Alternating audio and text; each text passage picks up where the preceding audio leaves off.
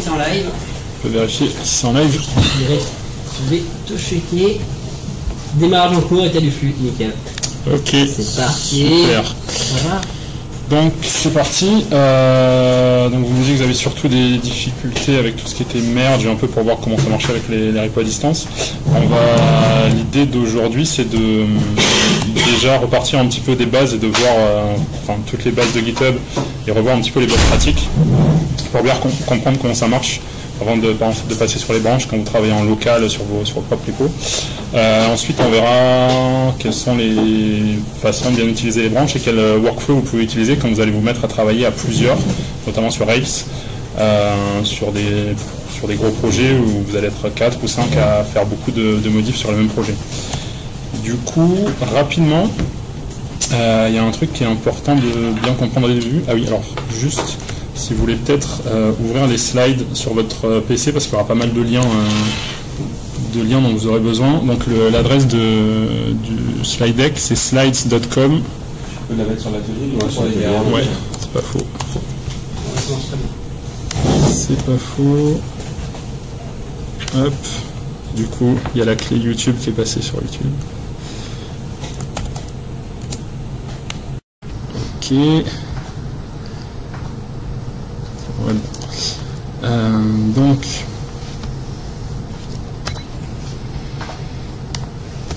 Ok, donc au niveau des principes, il y a une cheat sheet qui est super bien foutue en ligne sur ce site-là, MDP Software, qui en fait vous montre quels sont les différents espaces sur lesquels vous évoluez avec Git, donc le workspace, l'index, le repository local et le repo à distance.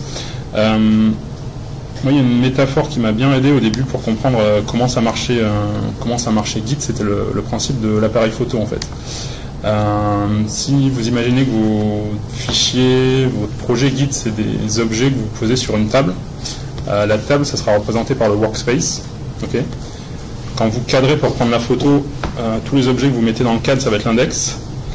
Au moment où vous appuyez sur le déclencheur pour prendre la photo, c'est comme si vous faisiez un commit, c'est-à-dire que vous passez tous vos objets qui sont dans l'index à ce moment-là dans le repository local. Vous allez avoir tous vos commits à distance sur GitHub. C'est comme si vous mettiez cette feuille de cheat sheet, de la mettre dans vos favoris parce que vous pourrez y revenir assez souvent. Et ça vous montre notamment le détail de toutes les commandes qui sont liées à cet espace et ce que ça fait exactement. Donc, le workspace qui est votre dossier de travail sur lequel vous avez tous vos fichiers, c'est-à-dire l'index en fait qui liste à chaque fois les fichiers que vous allez à l'espace en cours quand vous faites un git add, et le local repository c'est le repo dans lequel il y a tous vos commits. Donc pour ce qui est des commandes de base, est-ce que déjà vous servez régulièrement de git status et git diff, ou est-ce que c'est la première fois que vous voyez diff? Jamais. Alors Git status, pour info, je crois que c'est la commande dont je me sers le plus, même en dehors de Git tout confondu. C'est une commande qui vous donne à chaque fois l'état de votre repository et qui va vous donner la différence entre votre index et votre dossier de travail, entre votre index et le repository, et la liste de tous les fichiers non suivis. Donc n'hésitez pas à très régulièrement, avant de faire des commits, avant d'ajouter des fichiers, avant de push, avant de merge une branche, à toujours faire un git status pour vérifier que votre workspace est clean et que vous n'avez pas de fichiers non suivis, que vous avez bien ajouté à l'index en cours tous les fichiers que vous voulez committer. En l'occurrence, on vous renvoie, si par exemple je modifie dans mon repo un fichier ici, si je fais juste un git status, il va me dire me va montrer quel fichier a été modifié depuis mon dernier commit. Si par exemple je crée un nouveau fichier, mon git status,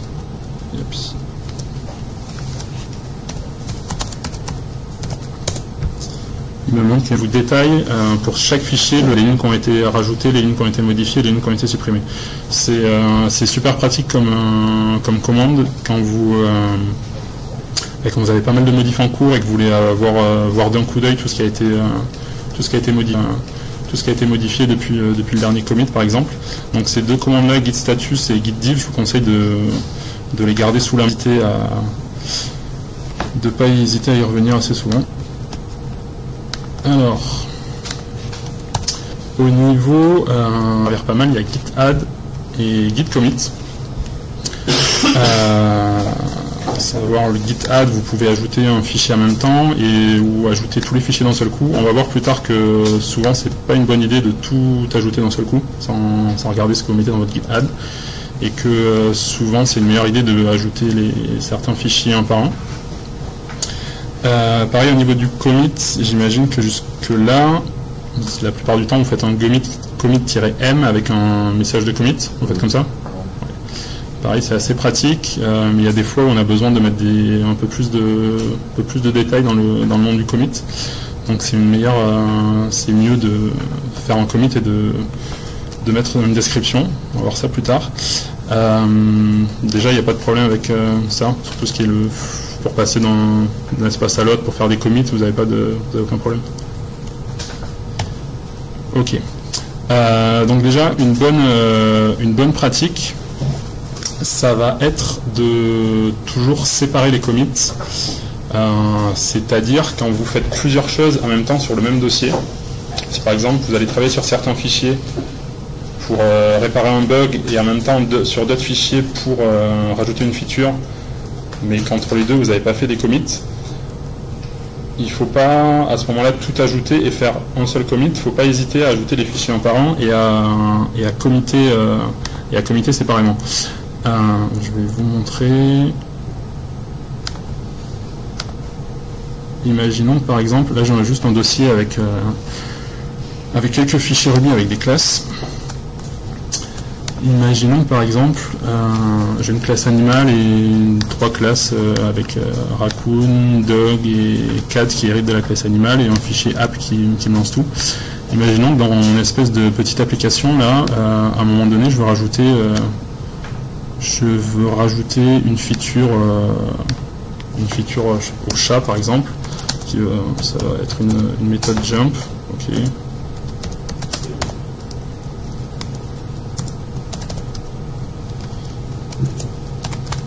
Et qu'en même temps je m'aperçois que mon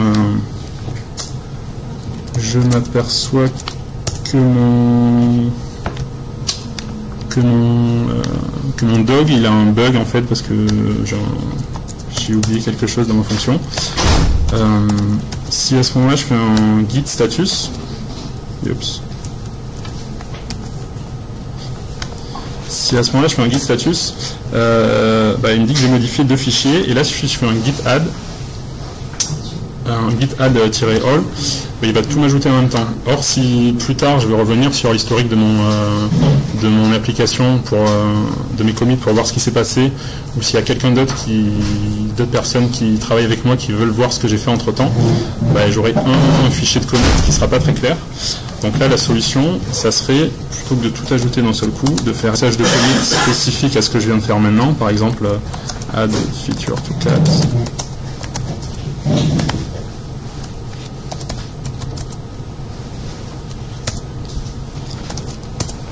Je vois que je suis à jour là-dessus, il me reste mon fichier à la classe dog. Okay. Et là, maintenant, quand je regarde mon historique de commit, vous voyez bien le terminal ou pas? Peut-être que je zoome un petit peu. Ouais, c'est ce que j'étais en train de me dire. Merde.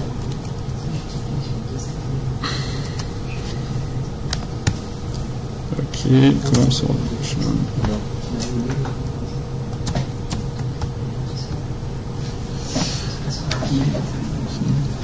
Pourquoi ça ne marche pas le contrôle plus?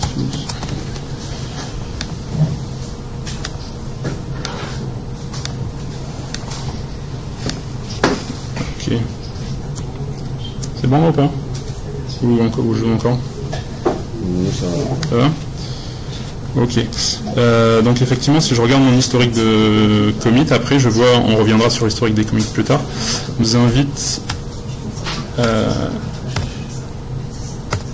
vous invite à forker mon repo sur GitHub de suite. On va faire des petits exercices dessus après. Je vous ai préparé les mêmes fichiers pour qu'on puisse pour qu'on puisse travailler là-dessus. Alors le fork, pardon, j'aurais peut-être pas dû commencer par ça. Le fork, on reviendra en détail plus tard après avoir vu les branches. Mais en gros, ça te permet de copier. Quand tu vas sur le repo, tu dois avoir le bouton fork en haut à droite. Ça te permet de faire une copie du repository à distance sur ton propre repo pour un repo où toi tu n'as pas les droits pour ensuite proposer des modifications plus tard ou pour repartir à partir de ce qui a été fait déjà au niveau du code. C'est ça exactement. C'est pas encore sorti de la communauté en fait. C'était pas accepté par la communauté. Par exemple, si tu veux contribuer à un projet open source, c'est ça exactement. Donc une fois que vous l'avez forké, est-ce que vous savez cloner vous avez déjà cloné un repo? Donc mettez-vous dans un dossier local et clonez le repo depuis votre repo que vous avez forké.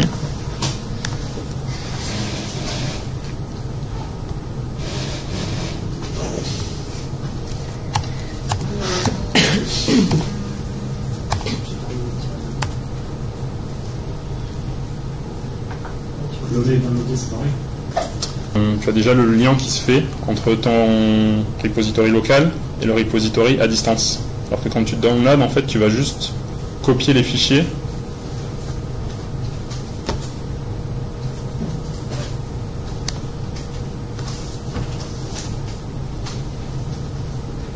C'est bon? Alors, pour cloner, exactement, tu vas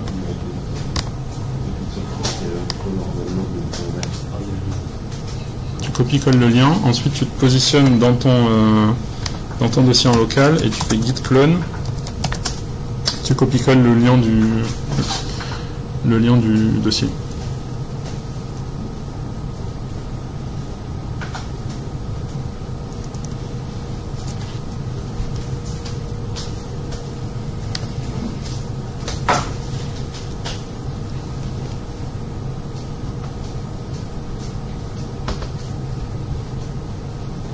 Ok, c'est bon.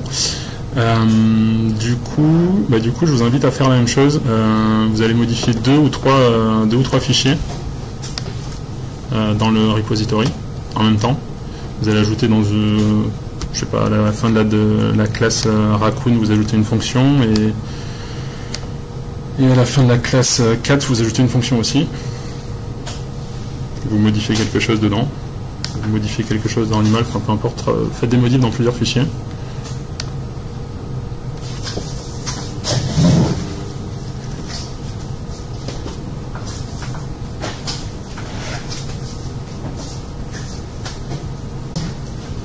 Ouais, c'est bon, du coup, ouais. Autant pour moi. Je vous envoie quel lien du coup? Parce qu'il y a le live et en dessous. Ah ouais, il y a le lien, c'est le lien live, autant pour moi. Ouais. J'ai envoyé le lien live comme tu veux dans les slides. C'est celui-ci. Et donc là, du coup, tu vas pouvoir revenir Tu vas pouvoir venir au début des slides et avoir le lien du repo.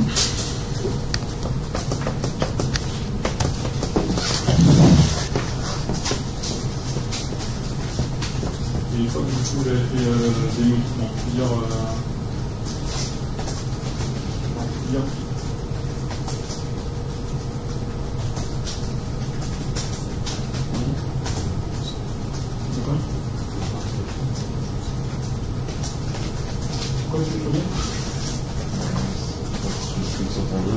sur le deuxième.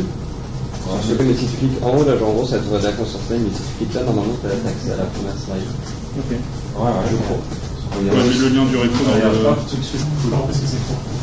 Alors, porter, c'est quand tu vas, en gros, copier le repository sur GitHub sur ton propre GitHub. Okay. Et à partir de ça, tu pourras, toi, faire tes propres code d'origine, et à partir de ça, tu feras ton propre code. Okay. On avance. On reviendra après sur le report pour voir ce que c'est exactement. Parce que là, je fais les modifs, ok. Ouais. Ok, tu as pris dans. Ah oui, ok. Un deuxième.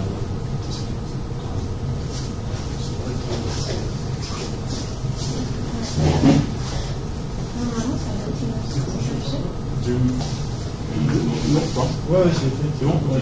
Du coup, si tu veux retourner dans ton terminal avec les status, de t'afficher sur tes modifs. On va voir. Ok, effectivement. Donc maintenant, imagine que, par exemple, les modifs que tu as faites sur Dog et Raccoon, c'était une feature hier, et les modifs que tu as faites sur Path, c'est autre chose. Tu as envie de faire deux commits différents. Ouais. C'est ce que je veux dire. Donc, dans un premier temps, tu fais git add Dog. Je peux faire les deux d'un coup. Une question, c'est. Par contre, ouais, fais le nom complet du fichier. Pièce commit status. Tu vois, dans ton index, tu as déjà ces deux fichiers là en fait. Ce commit. Exactement. Là, c'est un commit. C'est uniquement ces deux fichiers qui vont être committés, et ce troisième fichier, comme il n'est pas dans l'index, ne sera pas rajouté au commit. Ok. Excuse-moi. Yes. À un moment, tu disais qu'il vaut mieux faire diviser les commits. Ouais, par exemple, tu fais des modifications. Tu fais un commit, mais tu ne bouges pas. Alors, non. Si tu refais des modifications, est-ce que tu refais un L'idée en fait, c'est de. C'est pas forcément que tu pushes pas le commit quand tu viens de le faire, parce que de toute façon, si tu as déjà commité, il est déjà dans ton dépôt des commits que tu as fait. Ouais. L'idée, c'est en fait de ne pas commit tous les fichiers que tu as modifiés dans un coup. D'accord, ok.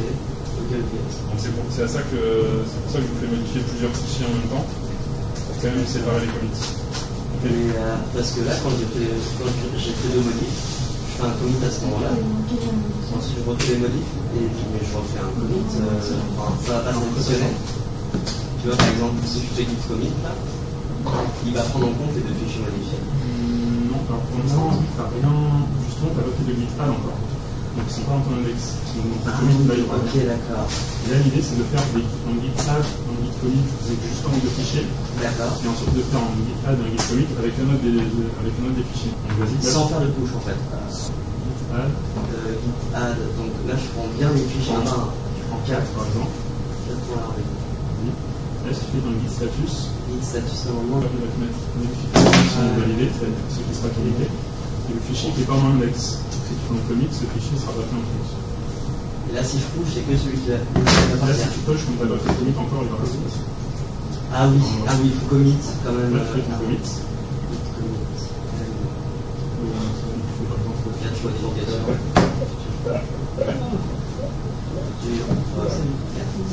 Ok. Et là, si tu fais un status, c'est le git AM. alors le git AM, c'est en fait quand tu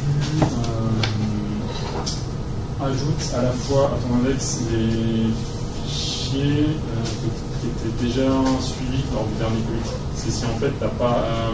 Si en fait tu es un peu décalé, quoi, tu veux pas. AM, tu t'ajoutes dans ton index.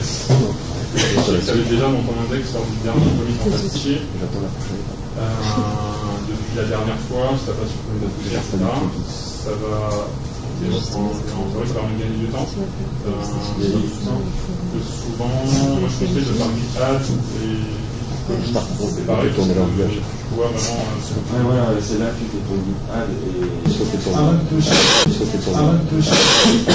Tu peux travailler avec une même si Yes. Sur internet permettre de collaborer à plusieurs. Mais tu pourrais très bien te servir de Git, naviguer dans ton historique, utiliser des branches, sans mettre ça sur GitHub et juste avec ton. Ok. Ok. Donc c'est bon là pour vous sur les. Vous avez réussi à ajouter plusieurs fichiers et faire des commits séparés ou pas? Non? Oui. Oui. C'est l'étiquette. En quelque sorte, enfin l'étiquette, ça serait plutôt ton message de commit, le nom que tu mets dessus. Mais le commit, ça va vraiment être une photo en son. Un fait commit, si tu fais git status. Ok, du coup, vous avez l'idée de bien. Ça ne veut pas dire que. Alors, petite convention sur les messages de commit. vous allez travailler de plus en plus avec d'autres personnes, et il y en a sûrement d'autres qui vont vouloir devenir développeurs.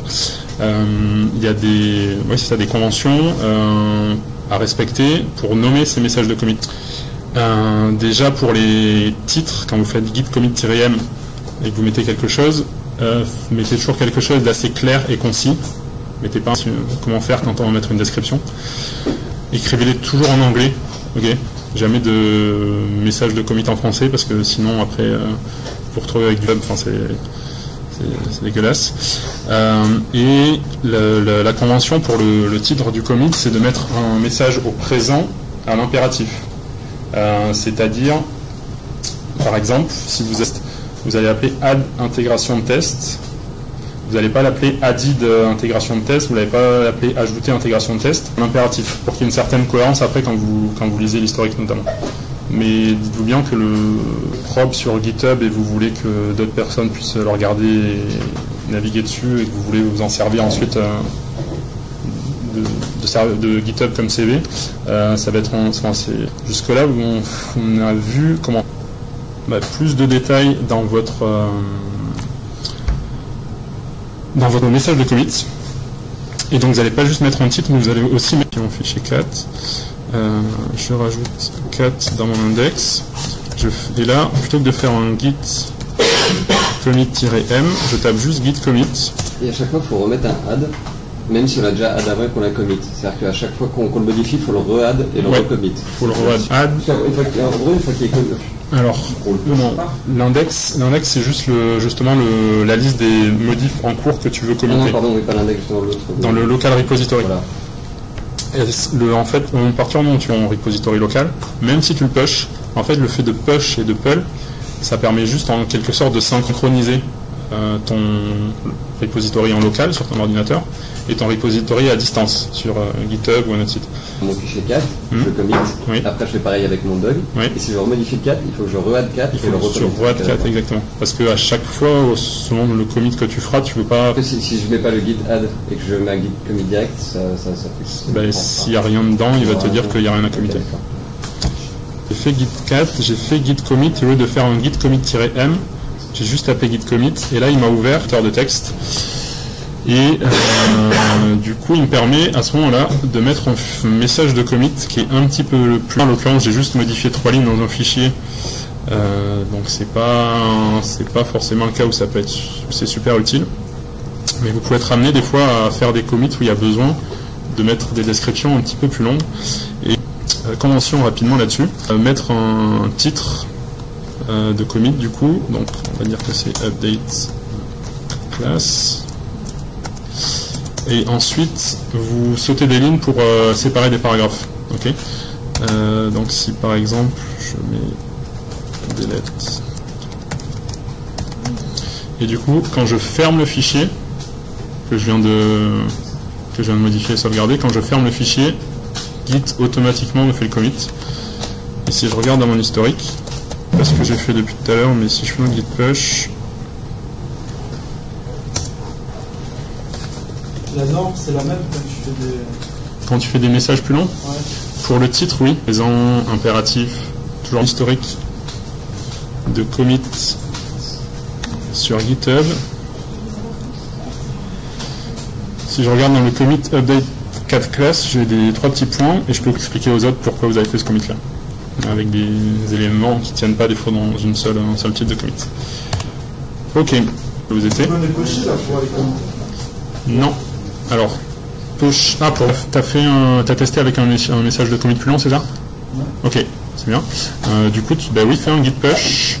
Si t'as pas encore pushé, il va peut-être falloir que tu... C'est bon ? Il n'y a pas de message de commit. Non, ça je l'ai pas bien enregistré. Sinon, tu fais un log et tu vois si ça... Ouais. Ça va dessus. Quoi ? C'est qui ça ?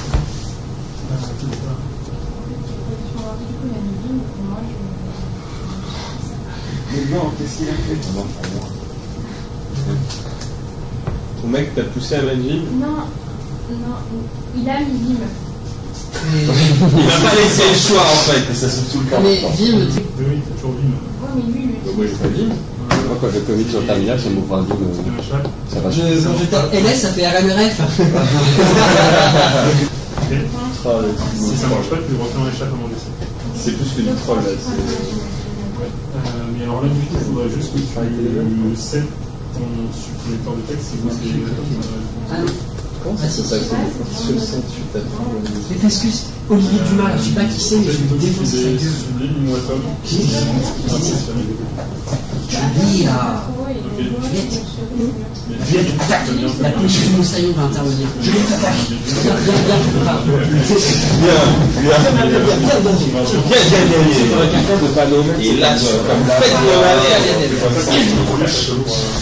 Le hackbot, il a déjà ce rôle-là. Sur le hackbot, il nous parle. Pour tout le monde sur les messages de commit déjà. Donc vous pouvez voir que quand vous faites un git log, si vous avez déjà fini vos commits, quand vous faites un git log, il va vous mettre une liste de la liste des derniers commits. Vous pouvez effectivement tout effacer à partir de là. Mais on va peut-être pas faire ça de suite. Donc historique, et il faut appuyer sur Q pour quitter. Ok. Donc dans cet historique, vous allez voir que pour chaque commit, au tout début, vous avez commit et ça c'est ce qu'on appelle le SHA du commit, une sorte de clé unique qui va générer du contenu du commit. Est-ce que le chat génère des miaou? Question importante quand même. Non, vous avez le détail du message. Ce nom de commit, il est important parce qu'il vous permet ensuite de naviguer dans l'historique. C'est pas qui permet de naviguer dans l'historique, pardon. C'est le chat, en fait, là, cette suite unique. Ça permet ensuite de revenir en arrière dans ton historique de commit. Ok. Alors, je vais vous montrer de suite. Pour la faire apparaître. Ouais. Pour, par exemple, je m'aperçois que du coup, depuis qu'il n'y a plus les classes animales, ça marche un petit peu moins bien. Donc, je veux revenir à mon tout dernier commit, qui était le commit faire. C'est que je vais récupérer le chat du commit. SHA. Je vais faire un git. Non, pardon, là j'en ai même pas besoin en fait. Je lance un petit peu. Je vais faire un git reset. Ce qui en fait va me permettre de il va effacer toutes les modifications que j'ai faites depuis que j'ai pas commité. Donc, dernier commit, celui d'avant. Ça te ramène au tout dernier commit. Ouais, bien sûr, vas-y. Je me dis en fait je copie-colle en fait le chat du commit. J'aurais pas dû appeler on a clash chat. Du coup, je fais un genre. Est-ce que par exemple les commits qu'il y a entre genre ceux qui est intervenu et l'OTT, est-ce qu'ils existent encore ou pas? C'est pour ça que ça s'appelle reset. En arrière dans ton historique. Tout ce qui est entre les deux, on le perd. C'est plus. C'est pas. Ta tête de ta branche en fait elle recule. Donc c'est pour ça qu'il va falloir faire attention avec les resets. Si tu fais un reset, sur un commit précédent, tu vas perdre tout l'historique des commits qui est entre ce que tu as fait maintenant et ton reset. Take out. Sinon il va tout casser là, t'es parti pour à la place du hard reset, on fait un check-out. C'est ça. Et après, en fonction, on fait le hard reset sur ce qu'on veut réellement. Alors c'est ça, exactement. Le checkout te permet, te permet de naviguer dans ton historique de commit, mais pas dans le but de faire des modifs. Ok. Donc là. Ça fait peur, hard reset. Quand tu le tapes, tu vas faire quelque chose. Exactement. Déjà le nom vous prévient un petit peu, donc faites attention avec ça. Qu'est-ce que je voulais dire? Je sais plus. Là, par exemple, si vous voulez, faites des modifs dans le dossier. Vous pouvez les sauvegarder. Faites pas de commit. Faut mettre des crochets ou pas quand tu fais des... Non, les crochets là, j'ai juste mis pour montrer ce qu'on met parce que c'est une option, mais... C'est bon pour le git cette phrase? Ok.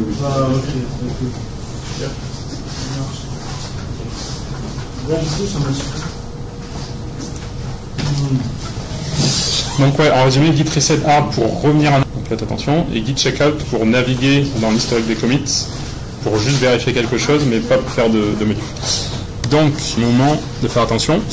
Git reset de 1, vérifiez bien que vous ayez bien que vous le faites pour les bonnes raisons, que vous faites que vous ayez bien push toutes vos modifs avant, et si vous travaillez à plusieurs, discutez-en. Il y a plusieurs. Je pense qu'il ne faut pas hésiter aussi à faire du versionnel sur son ordinateur avant de faire. On se sert de GitHub pour faire du versionning, pouvoir revenir, et après je pense devoir bosser à plusieurs, etc. Mais avant de faire du git reset, tout ça, etc., alors rien ne nous empêche de justement tout ce qu'on a fait, de le sauvegarder dans un autre répertoire qui est en remote avec le git, histoire d'être juste safe, non? Tu peux faire ça aussi. L'intérêt de. Moi je le clone en fait. Une fois, si je fais vraiment du reset, etc., je clone mon repository. Ok, mais pourquoi pas juste sur GitHub ou sur un truc à licence? Parce que si justement tu. Ah, t'as peur si après t'as peur après de push et d'écraser les. Ouais. Ok, oui. Et après avec les merges, tout ça, des fois t'as des erreurs de versionning, etc. Donc c'est en mode flip au début. Hein. Oui, non mais je comprends effectivement. Moi ça m'arrive la première semaine, je mode sur un autre répertoire. Donc elle, quand elle fait, comment ça s'appelle, son add et son push, ça m'a changé tous les fichiers d'un autre exercice en fait. Tu vois. Et donc on n'avait plus rien, tu vois. Et alors là, tu fais des trucs reset, tu testes en mode il est l'heure avant de rendre. Et là tu pouvais pas naviguer dans l'historique et revenir sur les. À l'époque j'étais pas. Là j'ai fait du git. Ok, cool. Une semaine, là, c'est pour ça que je fais. Ouais, la seule chose c'est qu'il faut pas hésiter, je pense, à un moment donné. On a un peu de mémoire sur les ordinateurs, tu copies juste et puis après tu vois, tu fais, tu joues quoi. Faut pas hésiter justement à copier. Ouais. Alors juste au début, je parle pas de l'habitude. D'accord. En tant que dev, c'est juste là maintenant aujourd'hui. Ok. Oui, si jamais vous êtes trop en flip, vous pourrez faire ça. Mais après, du coup, l'idée c'est que si vous utilisez si vous parlez, si vous utilisez les bons workflows, il n'y aurait pas de souci à avoir. Qu'est-ce que tu appelles les workflows? Là, on va voir après. Enfin, c'est le flux de travail en fait à utiliser, notamment quand vous travaillez à plusieurs pour collaborer efficacement sans qu'il y ait de problème. Donc parmi les commandes destructrices, faites pas git push force, ça fait exactement la même chose que sur la photo en fait, pour les gens avec qui vous travaillez. Donc on va voir exactement pour les push, éviter de trop en faire n'importe comment. Pour les push force, pardon. Et les merges, c'est pareil, on va voir, on va se mettre d'accord, ça peut écraser des modifs. Notamment quand il y a des conflits qu'on n'aurait pas voulu perdre. D'ailleurs, le mec, j'aurais peut-être dû en parler avant, le mec sur la photo, c'est Linus Torvalds. Torvalds, c'est le mec qui a inventé Linux, il a aussi inventé Git. C'est un petit peu moins, mais il a fait pas mal de trucs cool. Ok, pour les remotes dont on parlait, effectivement,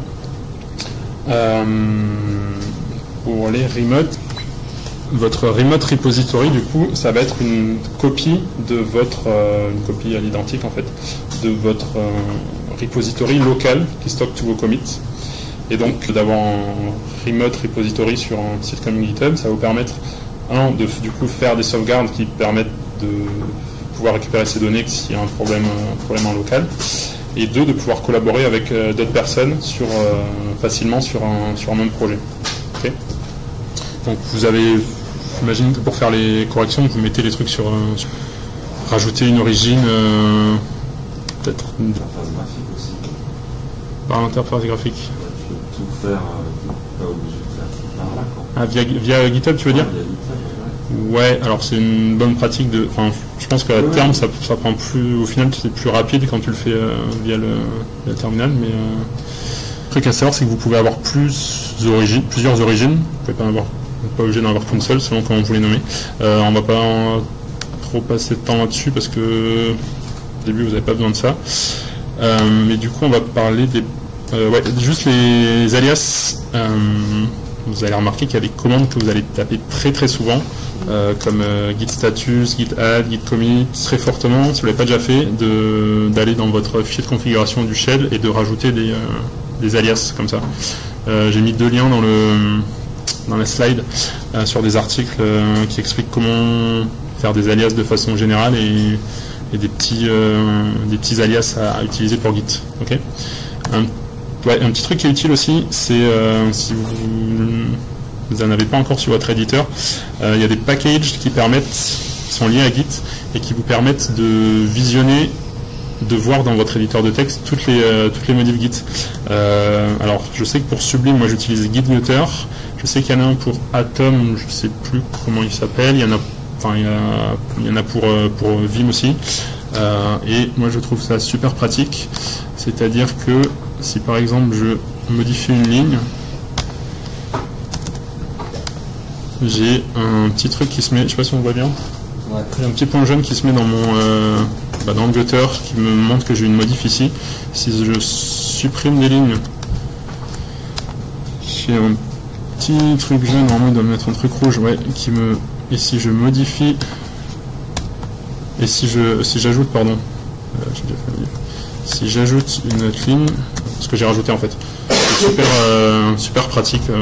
C'est par rapport à quoi, ça, au commit Alors ça, c'est par rapport au dernier commit, exactement. Et par rapport au dernier commit sur la branche sur laquelle tu es actuellement, il te montre. Je crois qu'on peut voir le détail si on clique dessus d'ailleurs. Bref, moi je trouve que c'est super pratique d'avoir tous les modifs que tu as fait depuis ton dernier commit. Donc n'hésitez pas à rajouter. Ok. Alors, ouais, pensez à paramétrer Git en local, votre connexion GitHub en SSH et pas en HTTPS. Je ne sais pas si à chaque fois que vous pushez, vous devez encore taper votre identifiant et votre mot de passe si vous êtes sûrement en HTTPS. Déjà, ça vous fait perdre énormément de temps. Niveau sécurité, le problème c'est que si en HTTPS, même si vous évitez de tout rentrer à chaque fois, c'est-à-dire que si vous le paramétrez pour stocker votre mot de passe, vous allez avoir votre mot de passe stocké en local. Si vous faites piquer votre mot de passe, vous pouvez perdre tout ce que vous avez sur votre GitHub. Alors que si vous utilisez juste SSH, ça va juste stocker une clé en local. Pour avoir des clés différentes sur les machines. Enfin, utilisez juste, si vous ne l'avez pas encore fait, connectez-vous via SSH, pas HTTPS. Pareil, j'ai mis un lien vers un article qui explique comment le faire rapidement, ça prend pas super longtemps. Et c'est une bonne pratique aussi. Ok, ça, vous prenez pas la tête pour l'instant dessus avec, mais il faut savoir que ça existe, ça peut être utile dans certains cas. Vous avez commencé à faire des modifs, et là vous voulez aller sur une autre branche et ensuite revenir là où vous étiez et récupérer ce qui était sur la pile de travail. Ça permet de juste pas perdre ces modifs quand on veut faire quelque chose rapidement, sans avoir besoin de faire un commit à ce moment-là. Ok. Ça marche. Merci. Ok, alors les branches. C'est là que ça va devenir intéressant. Pourquoi on utilise des branches? Parce que travailler comme ça de façon linéaire sur une seule branche avec des commits, c'est bien. Là, la semaine prochaine, vous allez attaquer Rails. Donc déjà, vous allez commencer à l'architecture des structures d'applications qui vont être beaucoup plus compliquées avec beaucoup plus de fichiers. Vous allez peut-être faire plein de modifs en même temps. Et ensuite, vous allez vous mettre à travailler à plusieurs sur ces applications-là. Et si vous créez en fait une sorte de mini-univers parallèle sur lesquels vous n'êtes pas sûr de où est-ce que vous voulez aller. Si vous voulez commencer une nouvelle feature, si vous voulez essayer de corriger un bug mais vous n'êtes pas sûr de comment ça va marcher, personne. C'est-à-dire que chaque personne va se mettre sur sa branche. Une fois qu'il sera satisfait de ses modifs, ensuite elles seront ramenées sur master et elles seront disponibles pour tout le monde. On va voir ça plus en détail assez vite quand on dégrosse. On voit pas trop le truc, mais ce workflow là il est assez connu. Quand il y a des assez grosses équipes qui travaillent sur des applications en production, on se retrouve assez vite avec une branche de développement qui sert à partir de laquelle tout le monde va tirer sa branche, permettre à préparer la mise en production. Voilà. Ça c'est un exemple je crois que j'avais mis le lien de Word. Il y a plus de détails sur l'article sur ce site-là. Vous n'allez pas. On peut faire ça autant de fois que tu veux. Sachant qu'on va voir trop longtemps à chaque fois à ramener vers la branche commune, la branche master où tout le monde travaille. Sinon, tu augmentes le risque de conflit. À chaque fois à ramener vers la branche commune, la branche master où tout le monde travaille. Sinon, tu augmentes le risque de conflit. Tu veux créer sur une mettre une branche pour deux personnes qui vont faire des trucs proches et les deux personnes faire leur propre branche à partir de cette branche. C'est quand tu as des modifications faites par plusieurs personnes qui sont sur des branches différentes qui ne peuvent pas être fusionnées. Par exemple, des modifications sur Alchemit ou qui a fait des modifs dessus. Mais en fait, la raison la plus courante, c'est deux personnes qui ont fait des modifs sur le même fichier. Et du coup, quand tu veux merge des branches, pour le moment, ça marche pas. Et on va voir comment on règle ces conflits-là. Donc c'est déconseillé d'avoir deux personnes qui font des modifs sur le même fichier. Ouais, le projet que vous allez faire à la fin de la formation, vous avez moyen d'éviter ça arrivera peut-être une ou deux fois, mais d'éviter d'avoir des conflits en vous mettant d'accord à chaque fois, tout le temps. Il faut juste que vous communiquiez ensemble, que vous parliez tout le temps et que vous sachiez qui fait quoi. Si vous changez à un moment, vous décidez de modifier un autre fichier, juste prévenez-vous. Ça va sûrement arriver qu'à un moment, il y ait deux personnes qui modifient le gemfile ou ce genre de truc. Mais... Un HTML, tu faire la page Google, ouais. Vous allez tous travailler sur l'index. Sur la même page? Ouais, on a qu'un seul fichier pour le coup. Ok. Là, c'était vraiment chaud. Ok. Après, en pratique, tu as rarement plusieurs personnes qui travaillent sur le même fichier, même sur un fichier HTML. Vous allez voir, vous allez apprendre à découper les fichiers avec des partials. C'est pas. Ok. Du coup, comment on utilise des branches? Awesome Feature. Et maintenant, je vois que je suis sur la branche Awesome Feature. Du coup, vous pouvez combiner les deux commandes. Si vous faites git checkout-b, pensez bien à vous positionner d'abord sur la branche à partir de laquelle vous voulez faire la ramification. Souvent ça va être master, c'est la branche un peu sacrée, que personne ne fait les modifs directs dessus. Tout le monde travaille sur une branche et une fois que les modifs, remettez sur master. Okay, mais oui, master c'est la branche commune. Donc allez-y, n'hésitez pas à créer une ou plusieurs branches, à naviguer entre les branches.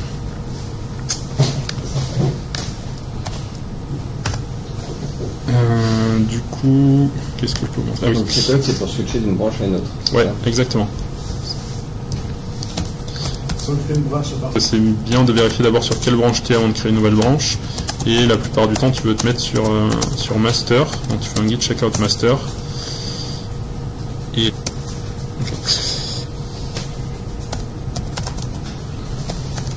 ah ok, la petite étoile, ça nous dit sur quelle branche on est. Ouais, exactement. En fait, le but, une fois qu'on se met dans une sous-branche, quand on travaille sur un truc, ouais. Une fois qu'on est sûr que notre truc il est viable ou quoi, on retourne avec checkout sur master. Et après, on va faire des merges. En gros, c'est ça, tu as fait plusieurs modifs, nés sur master pour la fusionner. Et ça va tout mettre en commun. Et ça fait, en gros, quand je me mets sur. Ouais. Après, donc mon but c'est de faire des. Un animal par exemple. Je me dis c'est cool, j'aime bien les loutres. Je vais rajouter un animal. Comment ça m'a ouvert dans parce que là, tu viens de créer le truc loutre. Ouais. Et il est déjà là dans ton sublime. Ouais, mais juste parce que j'ai le act. Donc je l'ajoute. Je vais faire un git commit rapidement où je vais dire que je crée create new animal.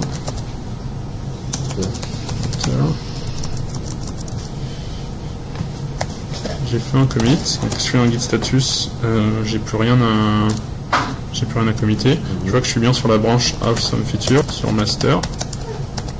Attends, ce que je vais faire aussi, c'est que je vais update un autre truc, par exemple, j'en sais rien. Je vais dire que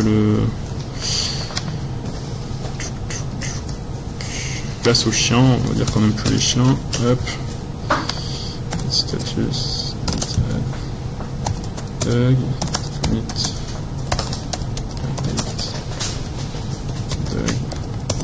Mal et update dog, ok. Je suis sur ma branche Awesome Feature. Maintenant, si je reviens sur master. Donc là, on les a fait sur Awesome Feature, les commits. Ouais, c'est ça. Là, j'étais toujours sur la branche Awesome Feature et sur ma branche, ce qui se passe, c'est que j'ai deux nouveaux commits en fait, qui sont ces deux commits là. Ok. Master. Je fais git branch. Je suis bien sur master. Et là, je m'aperçois que sur mon dog, j'ai le truc que je venais de supprimer. Pourquoi? Parce que ça, c'est des trucs que j'avais fait sur la branche Awesome Feature. C'est-à-dire, par contre, là, si tu retournes sur Action Future, ça revient à ton. ça revient à ce que j'ai fait. Parce que mes 2 derniers commits, ils sont, en gros, ça c'est ma branche Awesome Feature, ils sont là. Et moi, je me suis remis là, en fait, sur Master. Je suis ici. Par contre, si tu retournes sur ton autre branche, ils seront toujours là. Après, ils vont revenir tes Ouais, commits exactement. dans la branche. Si je me remets sur mon autre branche, à savoir, j'ai ma modif qui revient, j'ai mon fichier auteur qui revient, Ok, et si update dog et create new animal. Ok? ok, d'accord. Ouais, c'est vraiment une dimension parallèle, quoi. Genre. Exactement. C'est ça, tes branches, c'est vraiment des masters sans que ça pose de problème.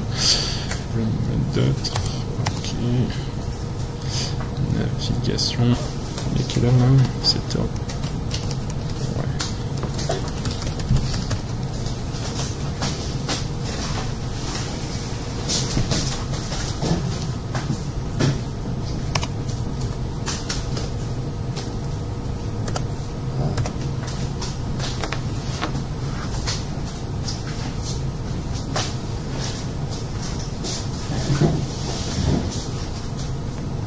Là, par exemple, fonctionnement.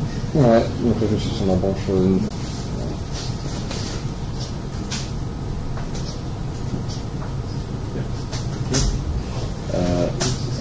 Ok, d'accord. Là, c'est le je quitte pour sortir ça. Donc là, si je retourne sur. Retourne sur Master. Checkout. C'est ça la leçon. Ouais, checkout. Là, si tu remets ton fichier. Ah, ok, d'accord, c'est quoi je suis checkout. Ok, d'accord. Regarde ton GitHub, tu vas pas avoir une nouvelle branche.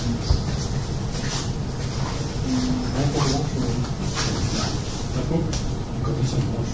Ok, ça apparaît quand on va. C'est pratique. Une branche.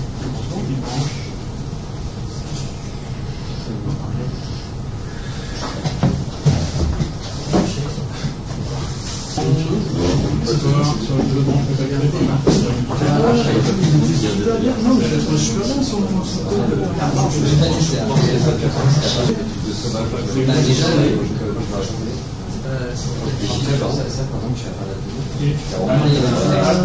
quand tu fais en add, commit, alors là par exemple, c'est quoi la modif? Non, j'ai checké. Mais attends, mais tu vois le projet que j'ai intégré? Alors j'ai essayé de voir ce qu'on a fait, j'ai essayé des alliés, mais regarde ce qu'on a installé.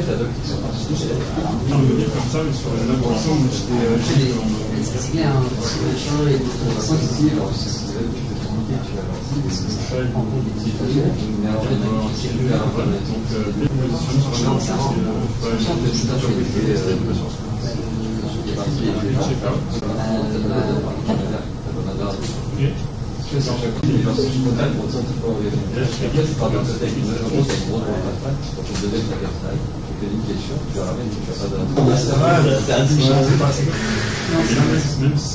même si c'est l'idée c'est sur une branche séparée. Donc tu fais vite comme ça se passe, il a pas fait un commit.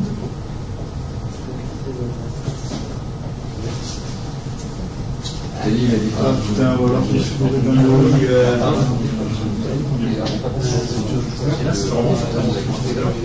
Comme ça, ce commit-là, il a été déclenché sur un tel.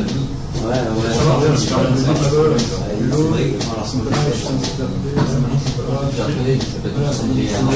la galère parce que. Ouais, mais après, c'est un autre. Comme il n'aurait pas fait si tu peux, j'ai pas eu une erreur de logique parce que t'as vu, tu m'as sorti dans les logs et. Ou alors, c'est bon, c'est peut-être moi, je suis trompé.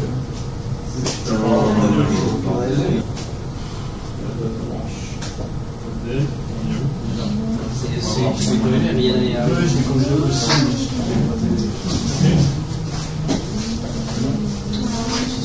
je crois que c'était un peu.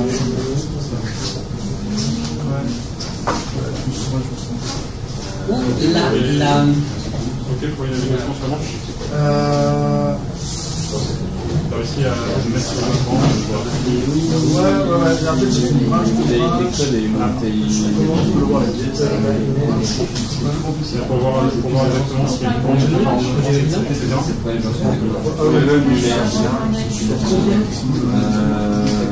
Ah oui, mais c'est une même date. Ça va se terminer en modalité comme modalité. Ça ensuite sur la master. Il y a un mec qui a rendu un truc. Ouais, alors ça, c'est une part Il y en a tout un de et après, il n'a pas cloné un. Il n'a pas cloné un repo. Ça a l'air très pro. En fait, c'est la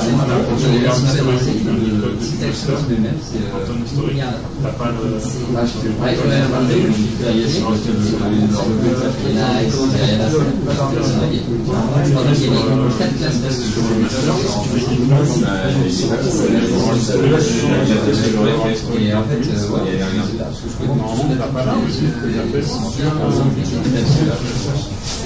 de base, de base, les voix sont c'est genre un truc de James Beck.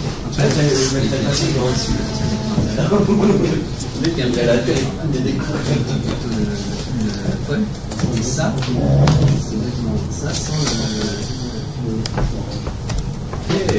Nous avons des champions. Ok. Houston, we got fucking. Donc vous dites push. C'est pour ça qu'il nous. Enfin, on tape Origin Master, mais je sais pas trop ce que ça voulait dire. Exactement, quand tu fais push you origin master au début, tu lui dis que tu veux set.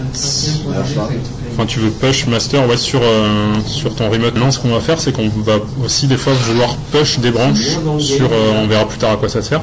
Et push, tu peux aussi push des branches. Et donc, tu veux toujours que les dernières modifs sur master soient à jour pour tout le monde. Donc, il faut toujours que master soit.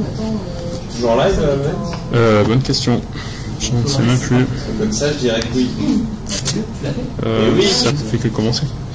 Ah, c'est ça qu'on aime encore. Non mais ouais, faut accélérer un petit peu parce qu'on n'est pas passé sur les voies. Et donc pour push une branche,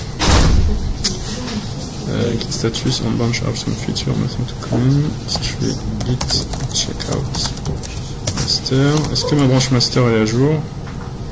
Yep. Ok. Donc maintenant, je sais même plus ce que j'ai fait sur Awesome Feature. Oui, j'ai rajouté auteur. Ok. Donc je vais me remettre sur Awesome Feature où j'ai mes dernières modifs. Et maintenant, je me dis que cette branche-là sur mon guide que j'avais à faire dessus, il y a une autre personne qui va travailler dessus pour faire ces modifs. Ou parce que on verra plus tard, on veut gérer le. Donc pour ça, c'est très simple. Jusque là. Ce que vous avez dû faire, c'était sûrement ça au début, la première fois que vous pushiez push you origin master.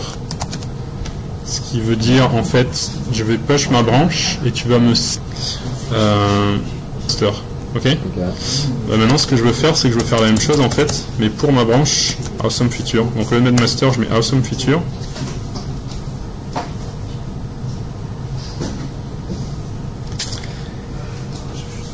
Il va me push ma branche Awesome Feature et maintenant si je retourne sur mon repo, il s'est mis à jour et je vois que j'ai pas mon repo. Et bien ensuite je peux aller naviguer dessus.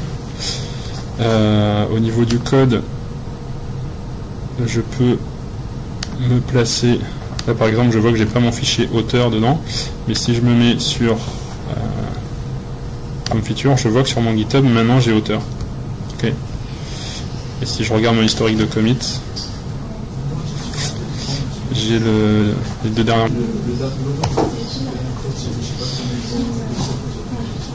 Donc,